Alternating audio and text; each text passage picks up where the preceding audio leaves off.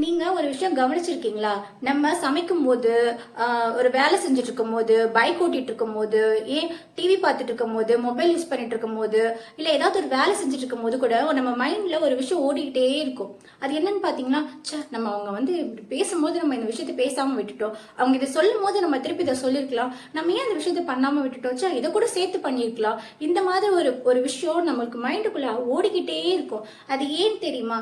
Past முடிஞ்சு போன விஷயம். அந்த முடிஞ்சு போன விஷயத்த ரீகால் பண்ணி உங்களோட மைண்ட் வந்து ஒரு அப்செட் ஆகுமே தவிர அதுக்கு ஒரு சொல்யூஷன் இருக்காது. ஏன்னா அது ஒரு முடிஞ்சு போன விஷயம். ஸோ இதுக்குள்ள நம்ம சிக்கிக்கிட்டோம் அப்படின்னா நம்மளோட present life at the moment வந்து வாழ முடியாது.